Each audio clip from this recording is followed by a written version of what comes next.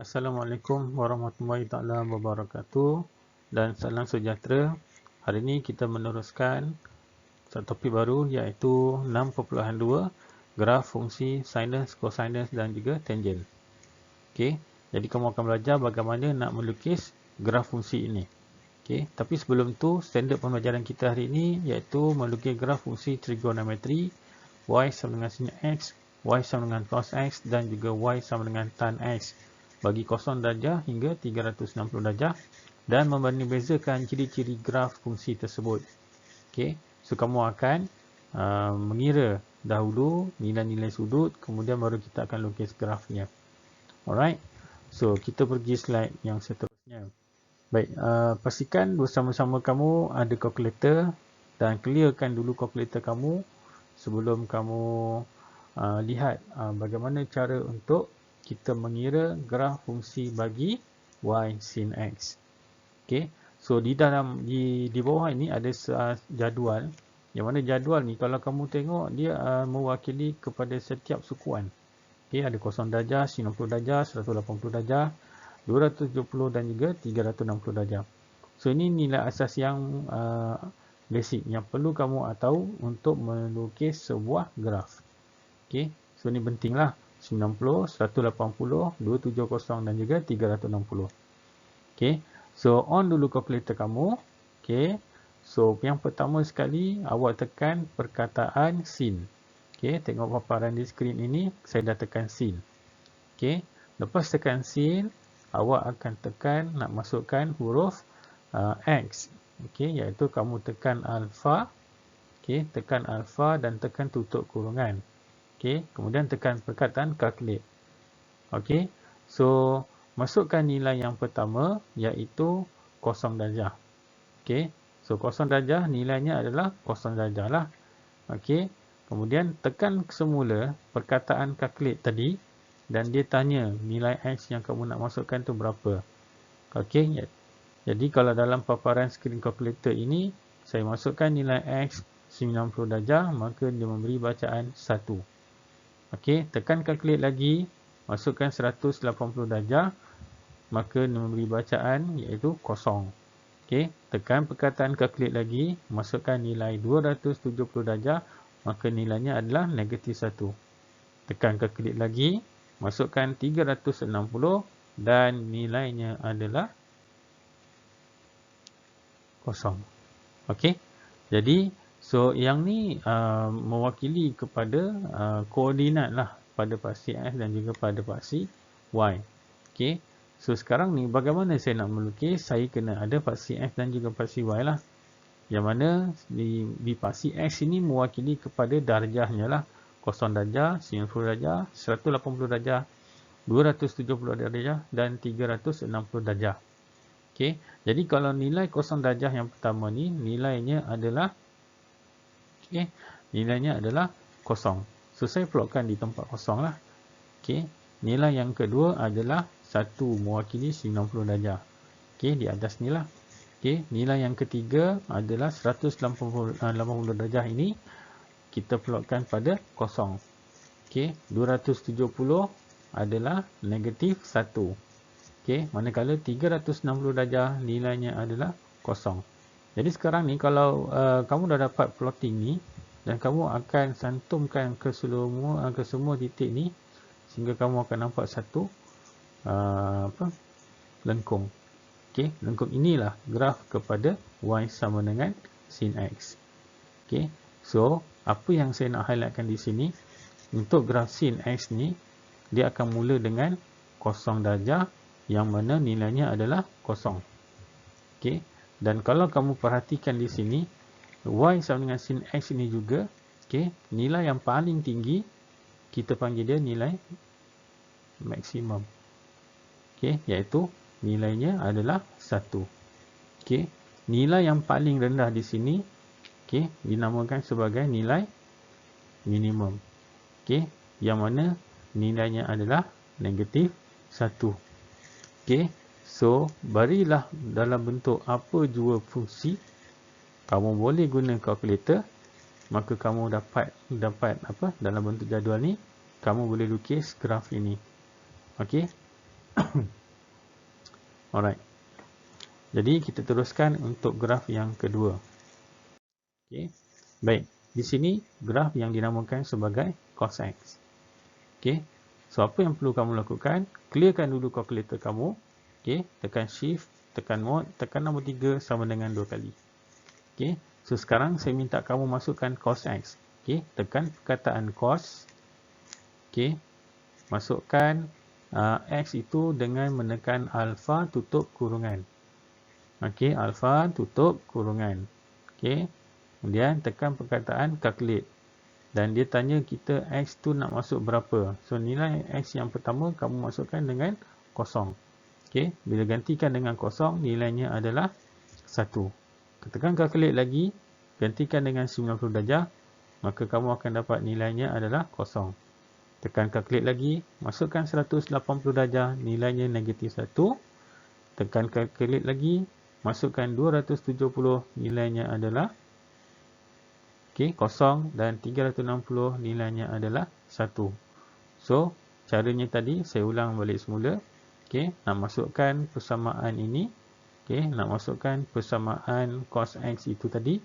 Okey.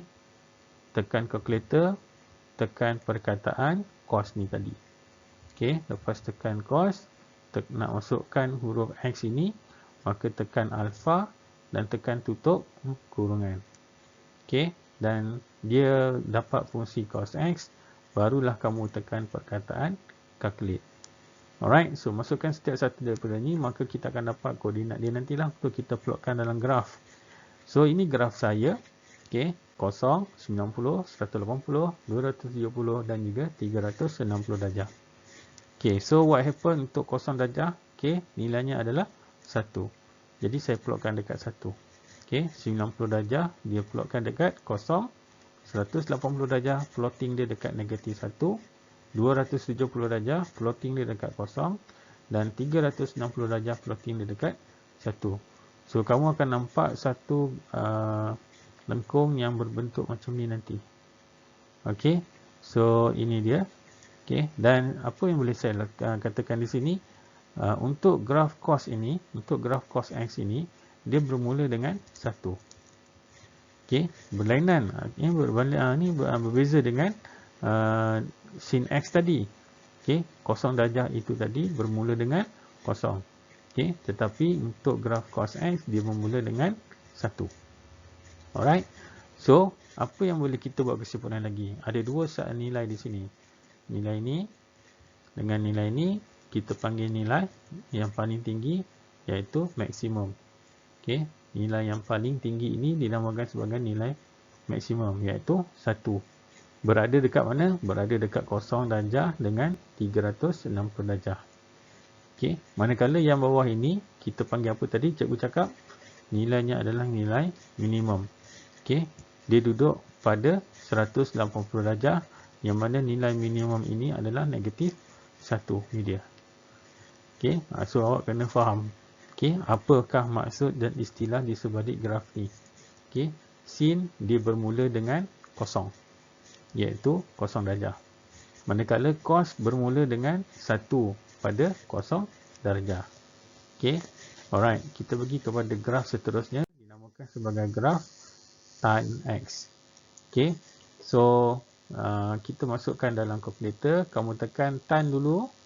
Okey, kamu masuk, tekan kalkulator, tekan tan dan tekan alpha tutup kurungan. Masukkan nilai yang pertama dengan tekan calculate, iaitu 0 darjah. Okey, dia dapat 0. Okey, 0 darjah dapat 0. Okey, baik. Saya akan masukkan dulu nilai-nilai yang asas yang seperti graf sin dengan cos tadi, iaitu 90, 180, 270 dan 360. Kita lihat. Alright. So sekarang saya masukkan 90 darjah. Okey, apa terjadi?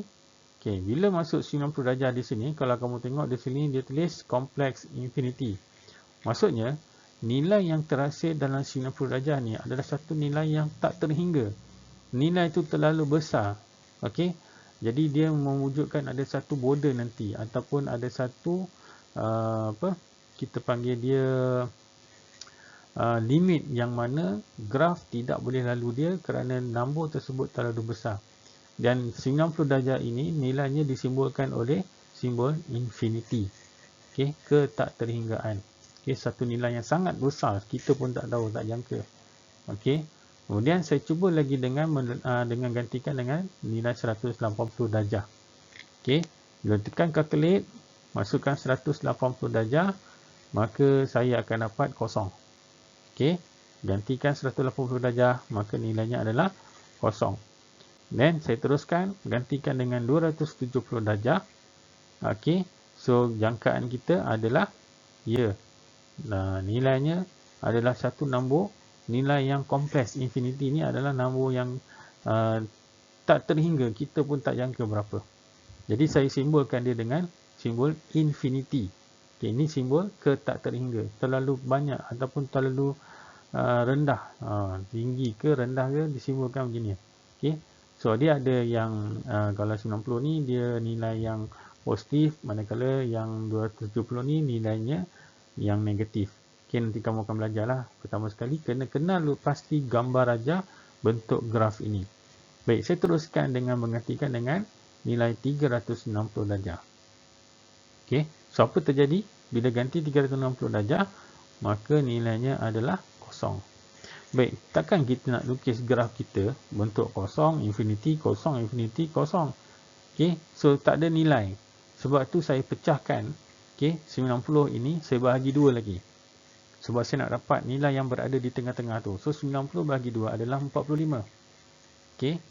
Jadi sekarang ni nilai apabila saya gantikan dengan 45, maka nilainya adalah 1. Okey, baik. Macam mana saya dapat 135? Okey, maksudnya kan tadi 90 ni saya bahagi 2 dapat 45. Jadi setiap peningkatan nombor seterusnya tambah dengan 45 lagi.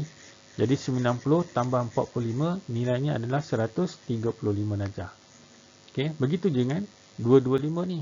180 ni tambahkan lagi dengan 45. Okey. Jadi sekarang ni apabila saya gantikan dengan nilai 135, maka nilai yang diganti yang kita dapat dalam tu adalah negatif 1. Okey, gantikan dengan 225 ini, maka kamu akan dapat nilainya adalah berapa? Cuba tekan. Ya, kamu akan dapat 1. Dan akhir sekali saya ganti dengan 315, maka nilainya adalah negatif 1. Baik, barulah saya boleh lukis graf. Tapi sekarang ni saya nak highlightkan di sinilah. Okey.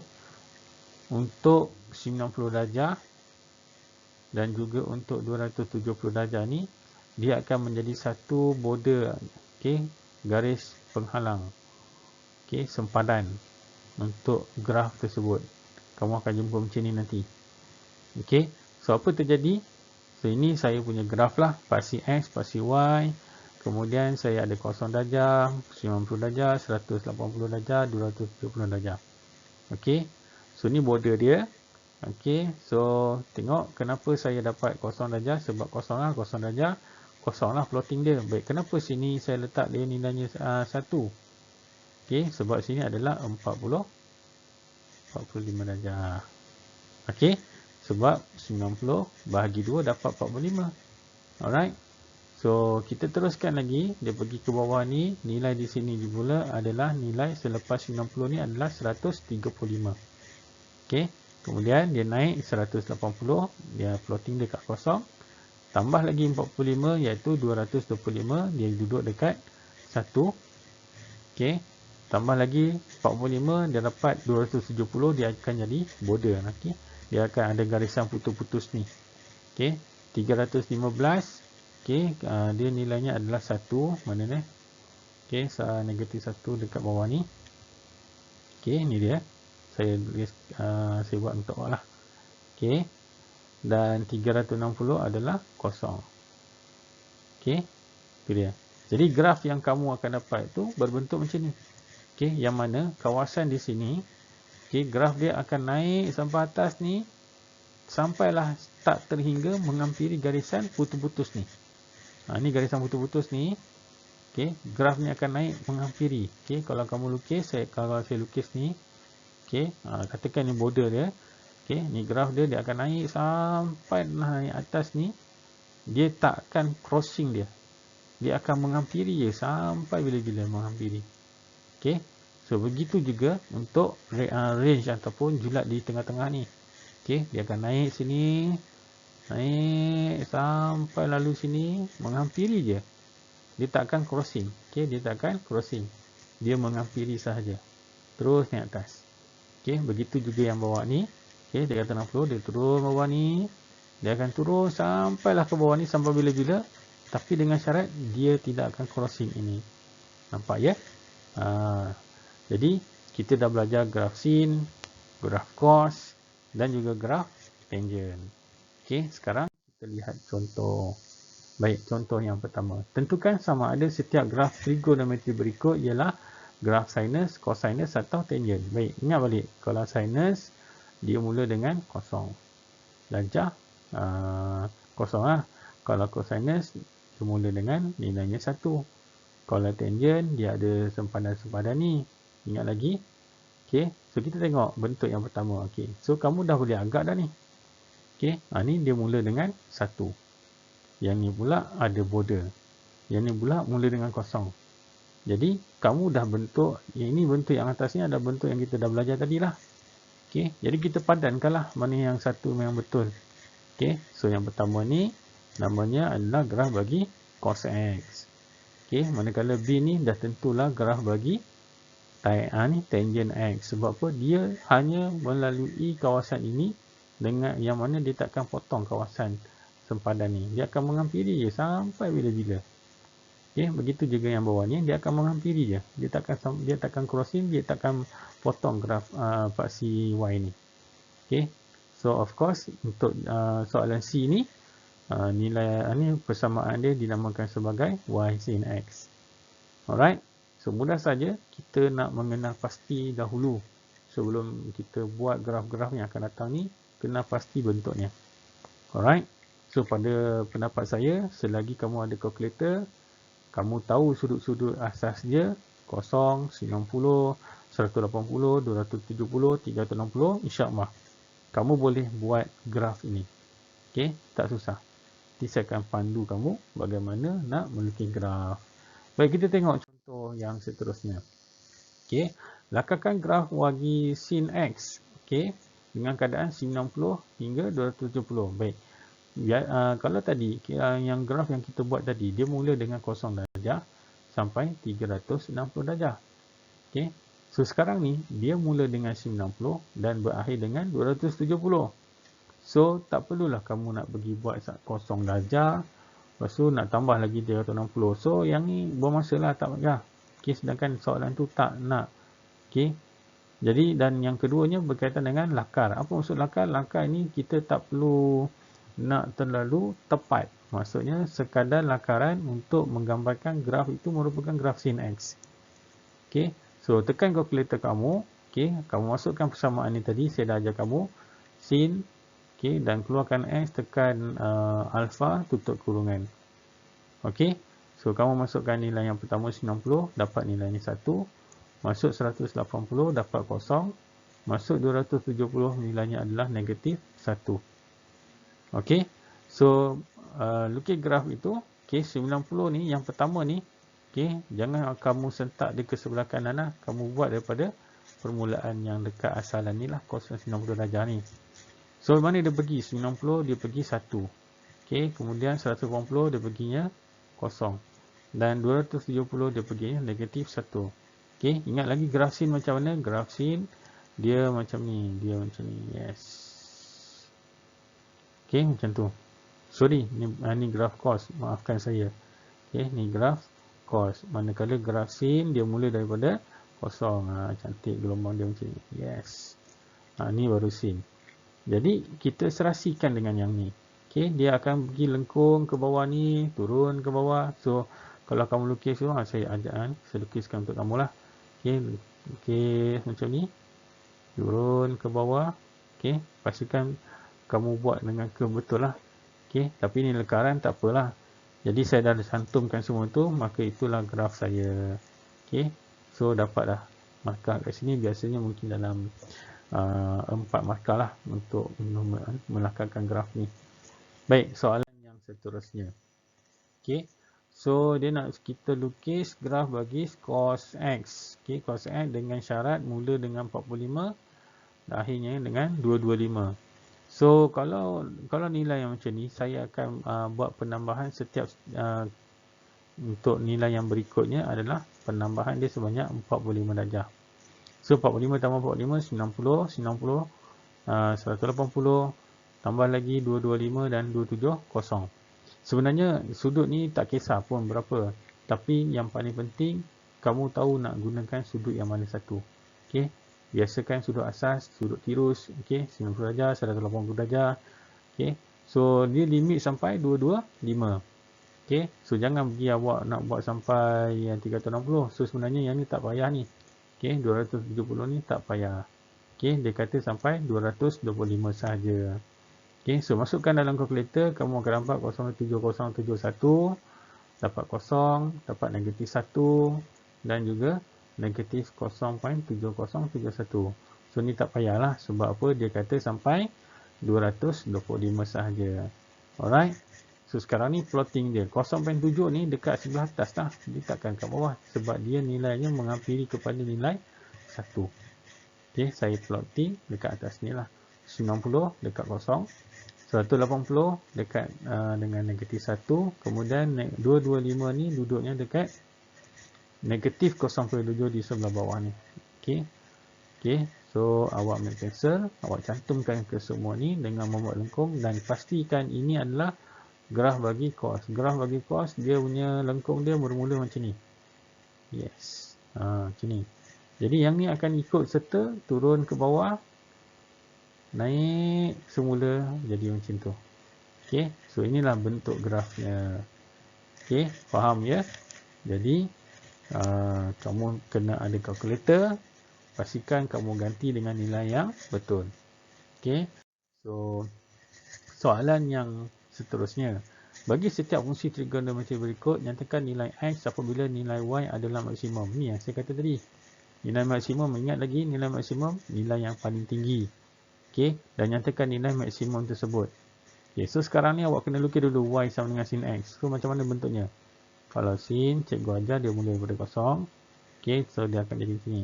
Alright. Okey, so ini graf dia. Okey, saya pun dah plotting. So ini graf. Okey, sama kan? Jadi di sini dia kata apakah nilai maksimum. Okey, nilai maksimum ni merupakan nilai yang paling tinggi. So siapa paling tinggi? So ini dia kedudukan dia yang paling tinggi. Okey, iaitu nilai di 90 darjah. Mewakili nilai maksimum iaitu 1. Okey, so macam mana kita nak jawab soalan ni? Okey, nilai X apabila Y maksimum ialah 90 darjah. Kenapa? Graf ini, nilai lengkung yang paling kedudukan tinggi berada di 1, mewakili kepada 90 darjah. Okey, selesai. Baik. Okey, so saya minta kamu cuba jawab dulu 2 soalan ni sahaja. Okey, berpandukan soalan tadi, dia nak nilai maksimum. Okey, boleh buka buku teks, muka surat 187. Okey, soalan nombor 4. Okey, 2 soalan saja dan cuba buat. Okey. Baik, itu saja hari ini. InsyaAllah kita akan jumpa lagi. Okey, sekian. Terima kasih. Assalamualaikum warahmatullahi taala wabarakatuh.